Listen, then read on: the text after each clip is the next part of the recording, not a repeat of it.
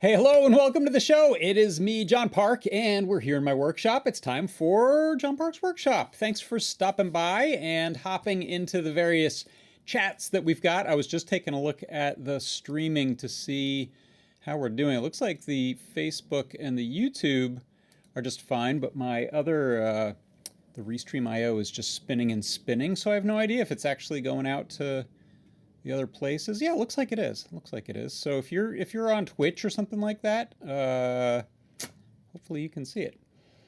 But anyway, let's get on with the show. What do we have today? I've got a coupon code for you so you can save some money in the Adafruit shop. I have a recap of my product pick of the week. I have a new CircuitPython Parsec for you. I have a couple of ongoing projects that we're going to take a look at and do some little updates on. And I have a very cool new emulator to show off, thanks to Frank Hodemakers, running on Fruit Jam. So we'll take a look at that as well. The YouTube chat, hello to Netventive. Nice to see you there. Thanks for stopping by. And hey, look, here's our Discord. Hello to Andy Calloway and Paul Cutler and Jim Hendrickson, Thin Man. Nice to see everyone. Thanks for stopping by. Sorry, apologies. We did not have a show and tell last night, and I don't think an announcement went out. So I know I saw in the chat there some people were wanting to come on, and it didn't happen. So sorry about that. We should be back with show and tell next week. Also, a little thing before I forget, I just printed a few of these, and I wanted to mention these are. I'll show you the page for these. These are really cool little light pipe, light blockers, light guides for the Fruit Jam. Let me show it in a downshooter view right there. Let me adjust the exposure. How about? And this has some very specific cutouts for resistors next to a couple of the NeoPixels, but this sets onto a Fruit Jam to guide the light up through the little slots on the PCB. You can see, here's one without. There's a Fruit Jam, and normally the reason I printed this was that I was getting blinded by my Fruit Jam that was sitting on its side at my desk. I wasn't looking at it straight down through those nice little LED holes. So this thing, you just loosen up that screw, set it in there, it kind of clips in and blocks the light. This, let me find it for you on the web here. Let me go to my browser. And let's find, I think this is Fruit Jam light pipe. I'm human. Mikey Sklar and another person are credited, B. Blake. So you can go to Mikey Sklar's GitHub. I'll put a link right here. It's called the FJ Tunnel. I'll put a link in the various chats there if you want to go check that out. And one of the reasons I bring that up is that we have Fruit Jam in stock, sort of. So the AdaBox 22, if you'd wanted to get that whole kit, that whole package, that is now available. So if you go to the main page here, AdaBox 22 Fruit Jam Mini Computer Kit, you can see this will get you a Fruit Jam, the PCB top plate, speaker, and then the mouse, keyboard, and gamepad that work with it. So if you wanted to get one of those. And I believe you can get that with a discount. So if you want to save some money, should work, use that coupon code right there, Tracker. Tracker is your coupon code today. And with that, you'll get 10% off in the Adafruit shop. So head over, throw some stuff in your cart, maybe a AdaBox 22 if you're interested in that. And not only will you save some money, but if you spend just a little bit more, if you were getting that, go back to that page there. If you were getting one of these, maybe add $39 worth more of stuff, because if you go to adafruit.com/free, you'll see that we have some incentives for spending more. If you spend $99 or more, you'll get the PCB coaster with the Adafruit logo on top. If you spend $149 or more, these stack, so you'll get the coaster as well as a free KB2040. And if you're in the continental United States and you want to get free UPS ground shipping, spend $199 or more. You'll get the coaster, you get the KB2040, and you get the free shipping. Yeah, Todd said that's pretty much the entire contents of that AdaBox. Cool. I think you're right. I'm trying to remember if there was anything else, but yeah, sometimes in the past, AdaBox has had something extra that didn't come in the version that went in the store, particularly when there were like enamel pins, or maybe sometimes a battery to make shipping easier for the AdaBox that comes later in the shop. So those just went in the store. Also, if you go and take a look in the main products, new products section, you'll see there's a few coming soons, quite a few. But, excuse me, there we have that AdaBox 22, as well as here's a snap-on enclosure for the Featherwing RP2040 prop maker, a favorite feather among makers. And I believe the new Bop It project, I'll show that in the Learn Guide section from the Ruiz brothers and Liz on coding, that uses the RP2040 prop maker. So you might get some inspiration there. But if you want to get a nice 3D printed for you case, you don't have to print it yourself, 3D printed for you case, those just went in stock. There are a couple of these Badgeware Tufty boards from Pimeroni that are in the shop now, as well as a few other things there that are new. So go check that out. And like I say, if you want to save money in the shop, use that coupon code. Okay, let's see what else. What else is going on here? Product show on Tuesdays looks like that. That's my product pick of the week right there. And on the show, I give you a deep discount, I give you a demo, and I today give you a recap. The product pick of the week this week, it is the ADS122C04 24-bit ADC. Right here we have the ADS122C04. I have it plugged into a featherboard over I2C just to power and data between the sensor and the featherboard. This is a feather with a TFT on it, so we get a nice little display there. And then you can see I'm running my 3 volts and my ground from the feather as the plus and minus reference for the load cell that I've got here. I have the load cell's red and black wires plugged into those reference voltages, and then I have the green wire and the white wire acting as the differential pair for strain gauge sensing on this. So 5/4, I found out, is about 1 ounce.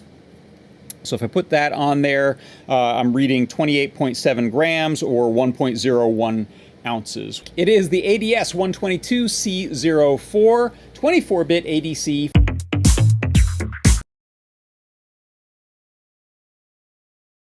Yep, indeed, that is what it is.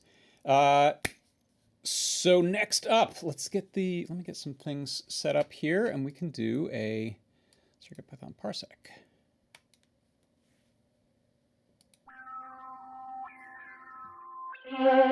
CircuitPython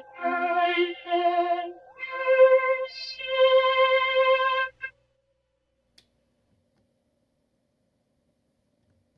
All right, for the CircuitPython Parsec today, I want to talk about using the marquee scrolling feature of the LCD character display.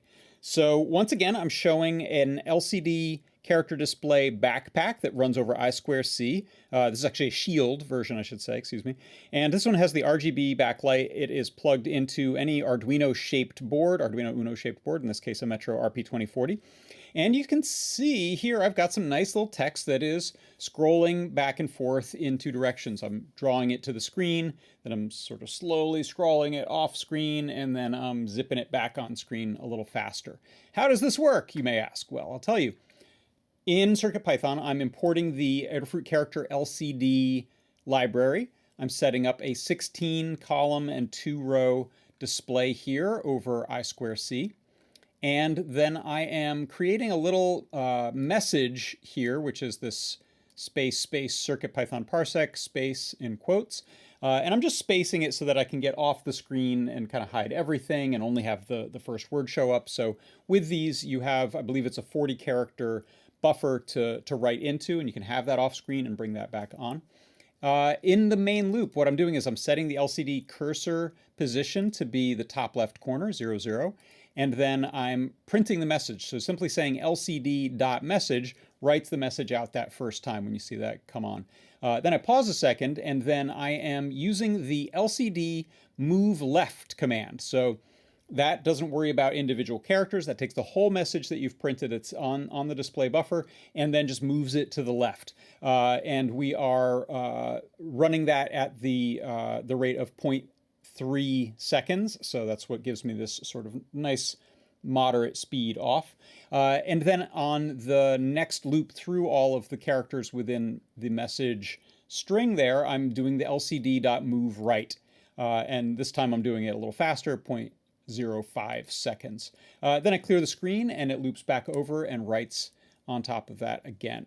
And so that is how you can use the scroll or marquee feature on the character LCD display inside of CircuitPython. And that's your CircuitPython Parsec.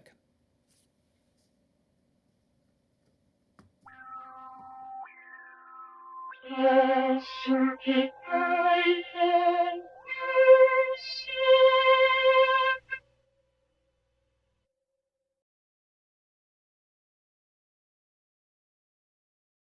All right, yeah, there we go. I wanted to say, by the way, last time I had done a little custom character and was moving it around with the D-pad on this gizmo. I decided to try shooting a projectile. It is too slow. I think I reached the limits of using the character backpack as a genuine graphical display. I think making a video game on this is probably not going to happen unless you were interfacing with custom code. So using I2C and using CircuitPython, I think we're not going to make a Space Invaders clone in the character LCD there, character LCD display. Okay, so next up, I want to talk about let me go to my browser here. I want to talk about a new Learn guide. So let's go to Learn first. You can see there's actually a whole slew of cool looking new guides out here. This one, of course, catching my eye, the Dragon Kite Poi with animated lights and WLED that Aaron St. Blaine did. That's a great looking GIF there. There's the Prop It game from the Ruiz brothers. There's a video feedback project running on Raspberry Pi that Tim put together, doing sort of a frame buffer digital version of a sort of classic analog video feedback routine. And then this is a guide I'm looking forward to reading. It's the WLED 16. So this is a guide that Aaron put together talking about the new features of WLED that just came out. But if we scroll over here, you can see this is the latest guide that I put together that has been published. And this is the Bluetooth scanner. So you saw me working on this a few weeks back. Guide is out now. So if you want to go check it out, all you need is a clue. And if you want the 3AA battery holder and some clear adhesive, that allows you to have a little handheld gizmo to walk around and see what is flying around in the air in your Bluetooth LE. So the guide shows you how to put CircuitPython on your clue, then code the scanner here, and a little description of how the main chunks of the code work. And then I have a little simple put together the battery box as base for this. and then using the Bluetooth scanner. I've got a video actually from a show and tell I did that goes through most of the main functions of it, and then some more detailed descriptions of how this works, as well as the little interface you've got there. So if you want to see what's flying around in the air in your BLE, this is the project for you. So go grab a clue if you don't have one, and throw that code on there and be amazed. So then let's move on to let's talk about this PC Engine / TurboGrafx on the Fruit Jam. So I've got a Fruit Jam over here, and I am firing up. Let me go to a single screen, sorry. I just have to come back here and allow my autofocus to focus. And what you're seeing here is probably familiar if you've used any of the Pico NES or other Pico emulators. I know that's a little hard to see there, so let me back out. Or actually accidentally just launched, so there's Darius Alpha. I'm going to turn on sound for this. And there we go.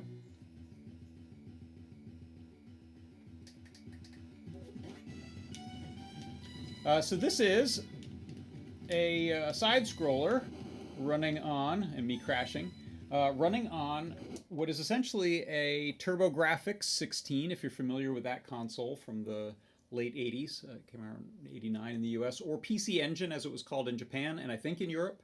As well as some later versions, the SuperGrafx, the TurboGrafx CD, and I think even the portable one. So those games are available on this one emulator. You can see I've got a folder of PC Engine ROMs here, and there are this first one up here is a CD. This one's a folder full of SuperGrafx, and this one is TurboGrafx.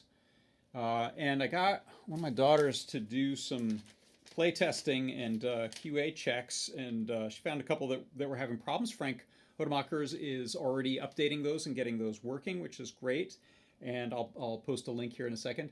And the few that my daughter called out as playing awesome and looking great, I wanted to check out.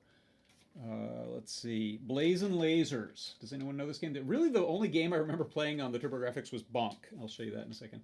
But here's Blazin' Lasers, probably another shooter.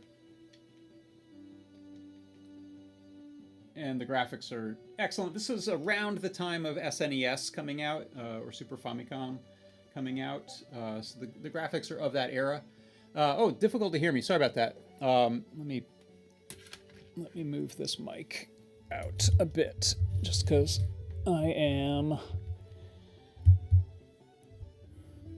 didn't want to try to hook this up to a HDMI capture. But there you can see this is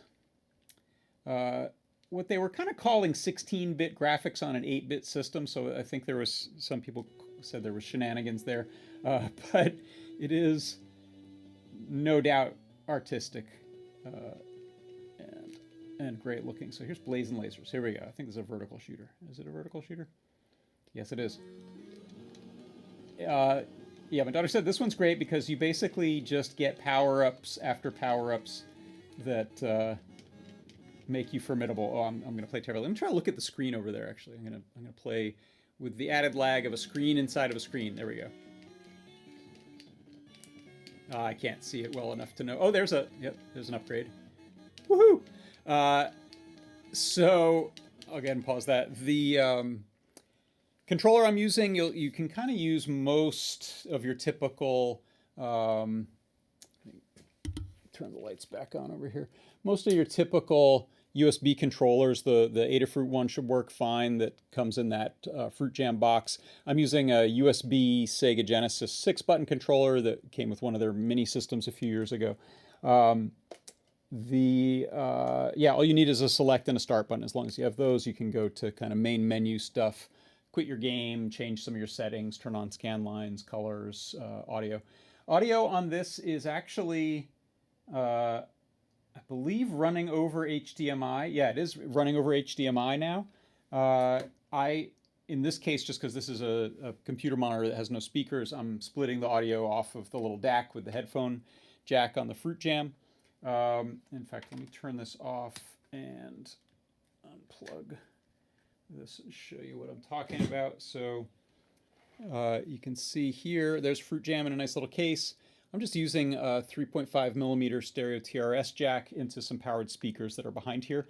But this is a really a nice improvement in a bunch of the Pico emulators that Frank has worked on. Is now he's got HSTX audio coming over the HDMI cable, which means for a TV style HDMI display, there's a good chance you're going to get audio right over there, which is fantastic. It's kind of what you expect from a mini console, and now it works that way. So great job working on that. And I will, let me come over here. I'm going to just move this microphone again. Sorry if there's microphone stand noises there. I'm going to go to Frank's GitHub right here. So this is Pico PCE Plus. So that's the Pico PC engine. And I'll paste that over into the chats for you as well. And there's a simple UF2 file to drag onto your Pico, and then you can put your ROMs onto the SD card, and off you go. So there's probably some other notes to check out in the GitHub page there that I'm forgetting about, but broad strokes is, it's awesome. I'm going to put together a simple guide, like a 2-page guide on getting this set up and running. And there are also updates to some of the other, I believe, like I said, the audio coming over HDMI cable, which is fantastic. I think that's working on the NES emulator, Pico NES, and the bigger one. What's that one called? I'm sorry, I'm forgetting now. There's a package that Frank put together that lets you run multiple emulators on one Fruit Jam. So it's also, I think, running on that one. If you're not familiar with, like I said, I did not have a TurboGrafx 16, but this is what it looked like. And the coolest thing about it were the Hue cards, they called them, which were the cartridges. Let's find a picture with one. Let's do Hue card. These are the games right here. So these cool little credit card size things with the contacts on the end, and you just slid those in and played your games. Later versions, I don't know if they ever got to sort of real cartridges, but later versions had CD-ROM style. So anyway, this, oh, it's HU card, not HUE. HU card, I don't know what that stands for. But a pretty fascinating bit of gaming history that kind of came and went. It was made by Hudson Soft, who had done a ton of like Bomberman and other great games on other platforms. They teamed up with NEC, and the two got together and put together this this hardware, the PC Engine. So that's a little bit there on PC Engine. I believe there was a mini console made for it at one point, which is probably using some of the typical Android-ish like guts with an emulator on it. So performance, from what I understand, is good but not great. One of the complaints on those mini consoles is there's quite a few frames of lag on audio, besides control lag. So in Bonk, when Bonk goes and hits something with his big old head, the sound effect happens kind of noticeably after. On this one, it's not the case. In fact, let me fire up Bonk on here because it's a super fun game with a little caveman guy. So on some level, this is actually operating better than what I understand the official mini console performance is. So let me try to point the mic at us here. Let's go to Bonk's Revenge, Bonk's Adventure. Let's do Bonk's Adventure.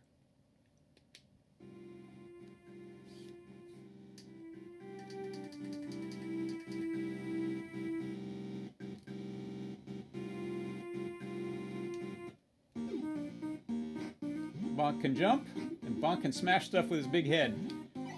Bang!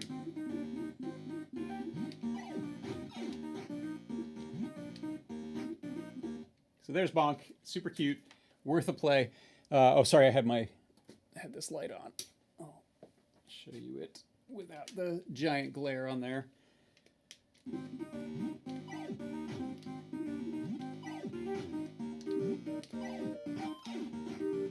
Also, one of the cool things about Bonk, he gets very angry, and he also climbs stuff with his face.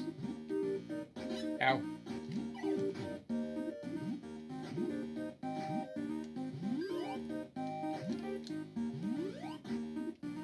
Alright, I'll stop there. But yeah, if you come up to cliffs and things like that, he can actually ascend by chewing on them with his big face, which is funny. All right, so yeah, sorry, Todd just posted that can't hear me very well when I'm by the monitor, so sorry about that. That's the downside of my new miking setup, so I shouldn't be walking around with it. All right, so that is where we're at with Fruit Jam emulation. Lots of great emulation on Fruit Jam, so I recommend if you don't have one, maybe go grab that AdaBox 22. You can use that controller with all of these, and mouse and keyboard on some of them. I believe you can use the keyboard, of course, with the Pico 8 port, but there's tons. Go check in our Learn Guides. There's tons of stuff to do with the Fruit Jam. All right, next up, let's take a look at where I'm at with that thing. Let's see, first of all, is my camera working? Hey, it is, for some reason. Let's head over to the workbench, and I'll show you where I'm at with the attaché case arcade. That should work right there. Yeah. So let me turn on this other mic. And last week I had started to grind off the hinges, zoom out a bit, on the back of this attaché case. I finished the job.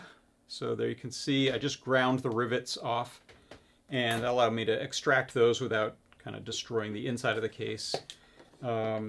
Maybe that would have been the better way to go, but it's not how I did it. So I'm gonna turn. Oh, let's see. Let's do this backwards. Actually, I'm gonna.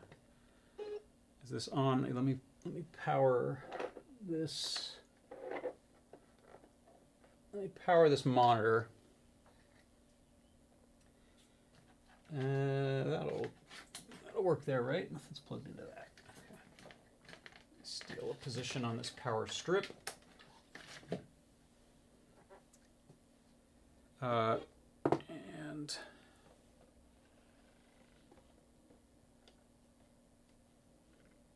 oh, in fact, there you can see I was trying out TurboGrafx on there. Pardon the mess here.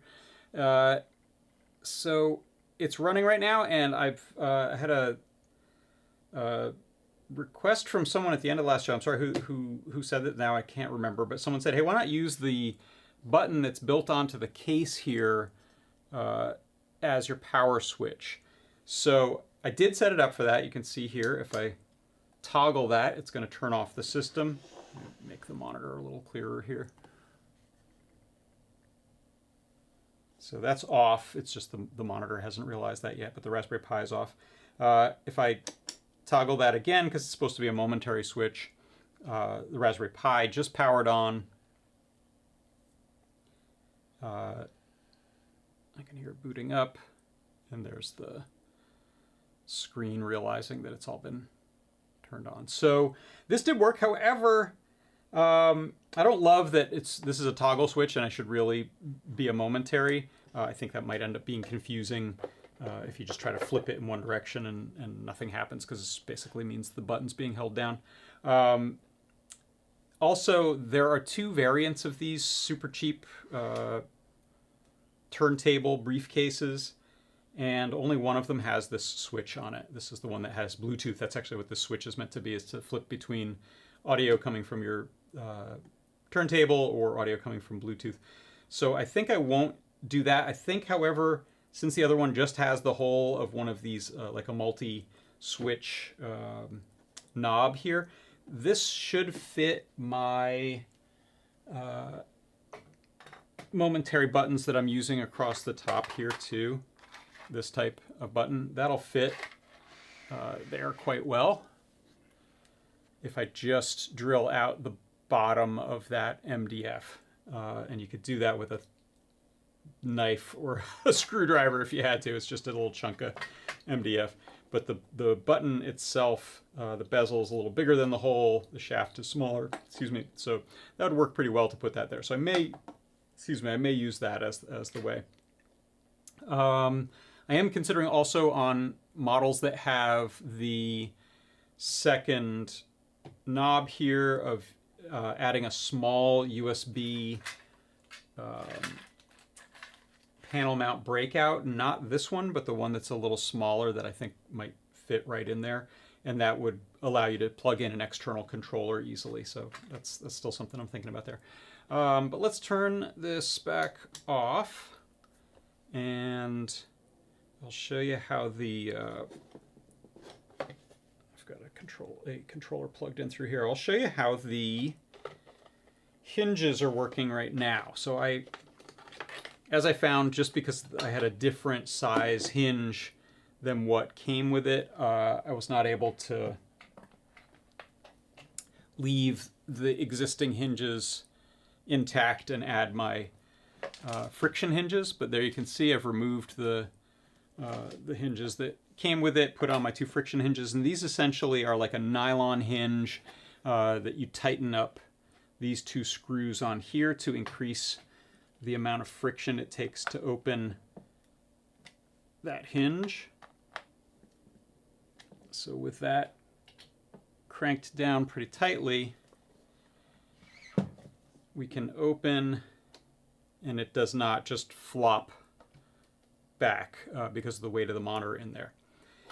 That was part 1 of the problem. Part 2 was just the base itself was light, and so what I did after last week's show is I went to the hardware store and got some 16 gauge plate steel and cut that, set that in here, and actually put some magnet feet on the bottom of my Raspberry Pi. Let me zoom in here for you.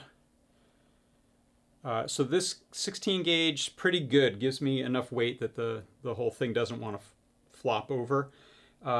I have excess because this didn't come in the 12-inch width. It was like 18 inches. So I have an extra chunk. I may put both in there.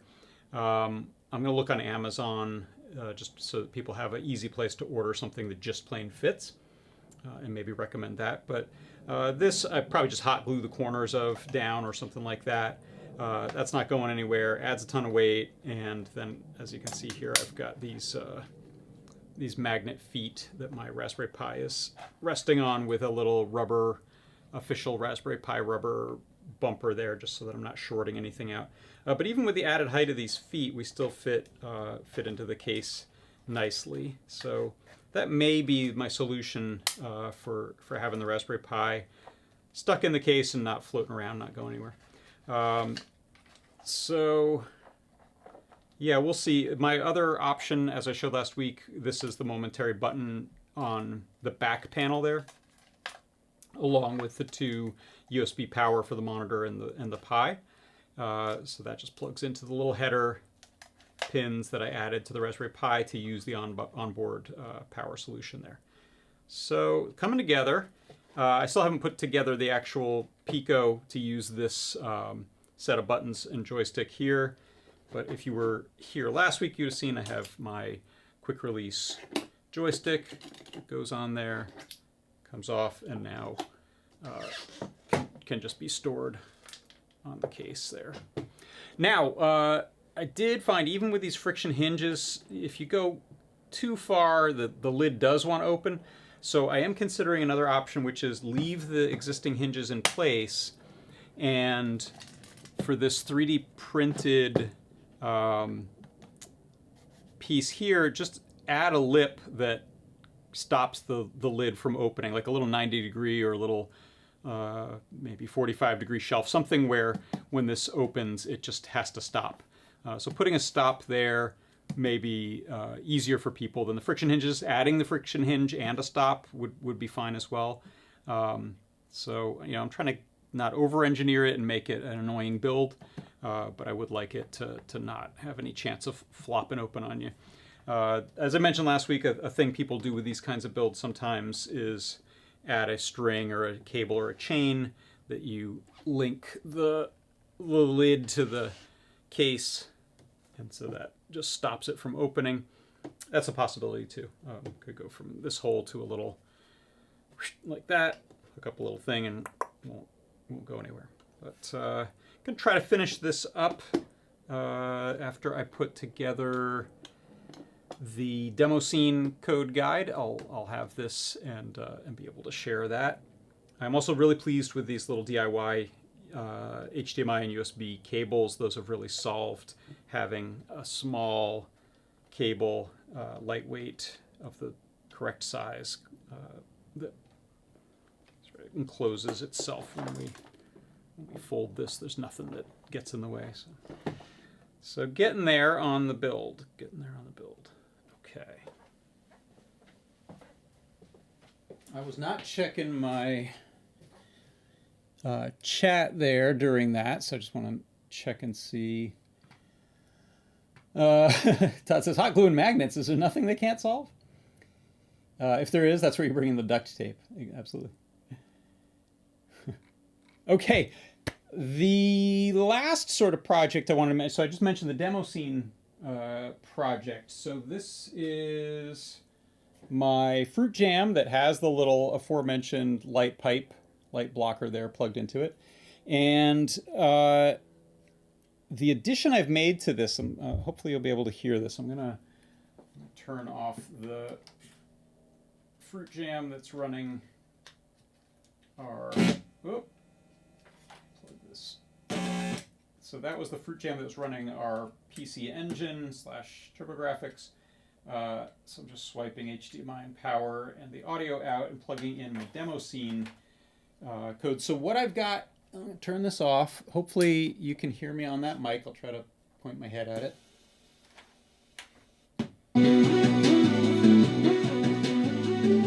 Okay, turn that down a bit.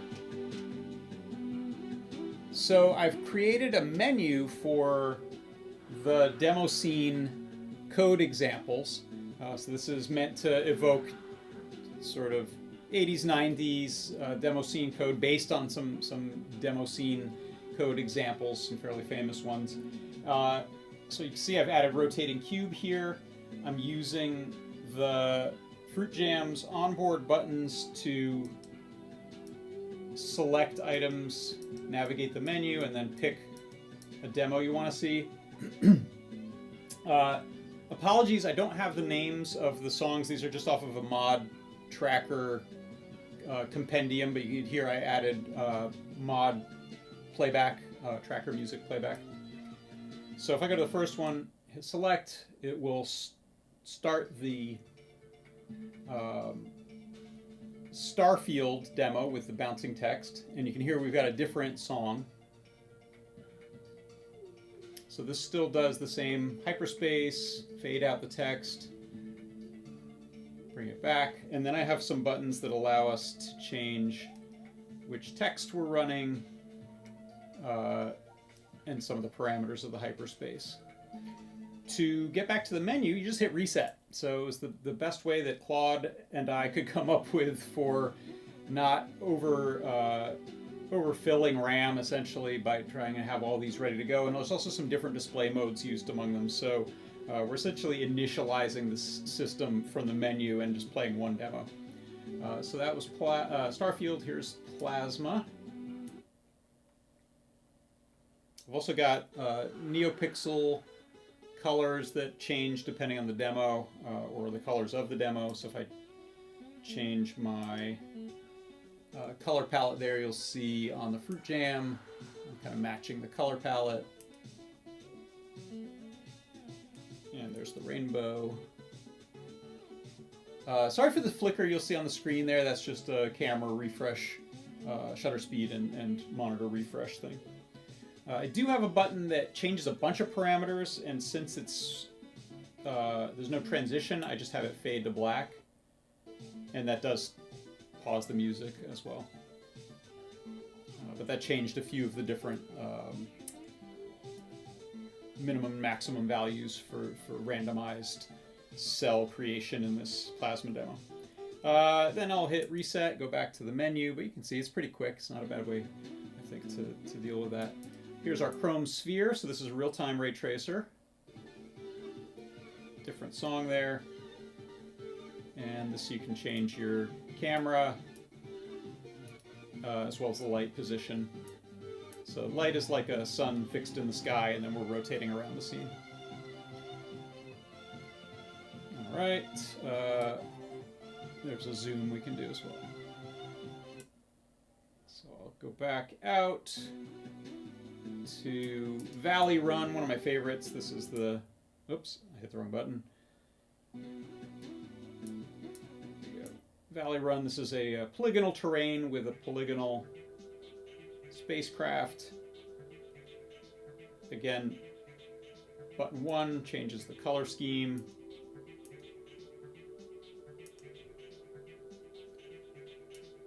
Button 2 is speed, and button 3 gives us different min-max values for the height of the terrain and the noise of the terrain.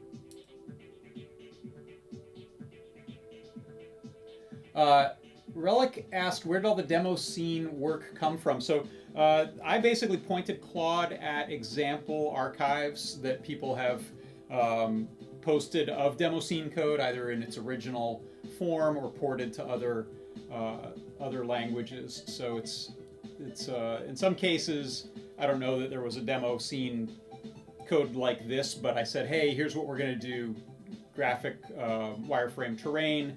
Then once we got that working, I was like, okay, we'll add noise to it, we'll add undulating heights, and then I said, let's try to do a low polygon spacecraft. So most of that was me just describing things to Claude.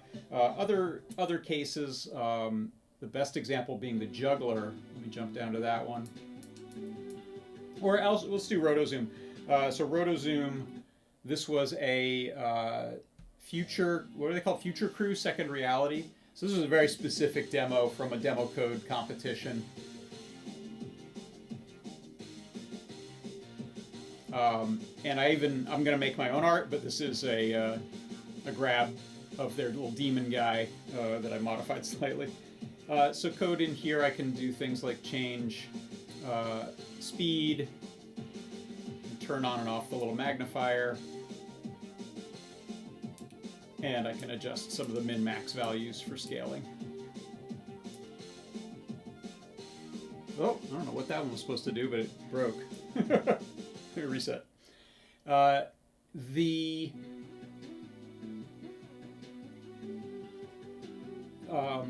request there, Todd says, I want to plug in the nunchuck and let me play these demos like video games. Good. I was hoping someone would say that and do something about it. So the code will be up. And if someone wants to add input, that would be awesome to be able to. It would also make for a nice navigation, I think, besides these buttons on here. I'm trying to keep it simpler, but yeah, I think that's a great idea. So a note about the music. So these are tracker songs, which tracker really describes a couple of things. It is a interface for writing music that looks like a animated vertical spreadsheet, and with like a timeline that's moving top to bottom. Columns are different instruments or effects, and the instruments themselves are either pulling from waveforms or from samples. So a lot of these have like a little tiny bit of sampled waveform of a guitar or something, and then that's being repitched and retimed. So that's what's playing on here. There's a thing called Pocket Mod, which is a very lightweight mod player. Mod.mod is one of the formats that was really popular. And so, again, had Claude implement Pocket Mod on here. Most of these demos are using both cores so that we can get away with things without stuttering. And Dan Q of Adafruit is writing some original tracker songs for me to put on this, so I won't be stealing whatever this is that I'm stealing right now. Last one is a juggler. So this one actually, let me turn down the volume. This one was I think this was an Amiga demo, and Ann Burrell, I think, just posted a blog post last week about the code for this being released and people making modern implementations of a early 3D ray traced animated juggler character.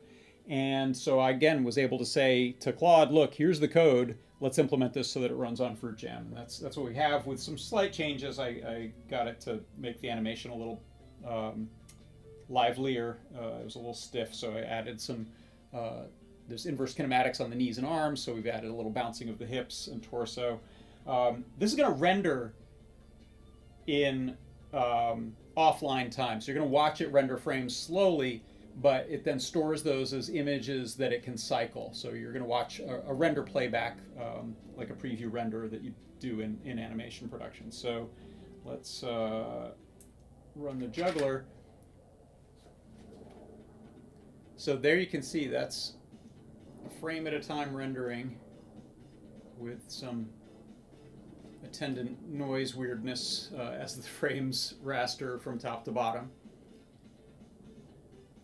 And when it finishes rendering, I'll just have playback controls on the Fruit Jam. So all I'm going to be able to do is essentially adjust the frame rate of the playback. But we've just created a loop of images like a GIF.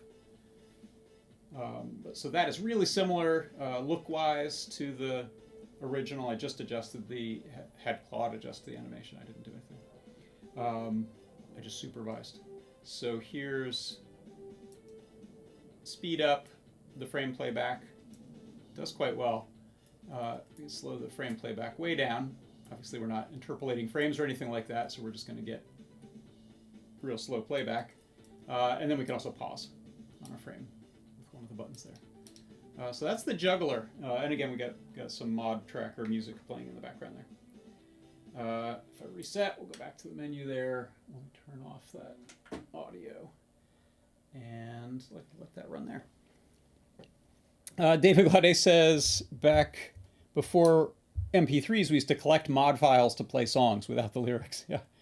You can also think of it similar to MIDI in a sense. It's a fairly lightweight file other than the samples. MIDI doesn't include samples. These are essentially a formula for playing back patterns and sequences of patterns, like sheet music almost, for these affected samples that are part of it. So let's see, any other questions or thoughts in there? Oh, that's cool. Let me show the Discord for a second. David said, about magnetic feet, I made a little IKEA hack based on Havrehoig holder for tablet. That's cool looking. That's all magnetic, isn't it? That's neat. Cool. All right, so that is the state of things with the demo scene project, and I'll write that up, and then you can download that and grab it. And I'll include some notes for how I had Claude create those in case you want to create new ones. Go look for other demo scene stuff. It's a fascinating topic. I think there's some documentaries here and there on YouTube about demo scene stuff. So worth checking out, as well as videos that go into great detail for programmers about how to achieve these effects on modern hardware or on old hardware. Okay, so I will remind you that you can save some money with Tracker as your coupon code today. That's good until midnight tonight. So head on over to Adafruit, throw some stuff in your cart. This will work on goods and things that we can send to you, not for software or gift certificates or subscriptions. But throw them in there. That coupon code is good until midnight tonight. So go buy some cool stuff. Go make some neat things. I'm going to go work on more of this stuff. Thanks everyone so much. For Adafruit Industries, I'm John Park. This has been John Park's Workshop, and I will see you soon. Bye-bye.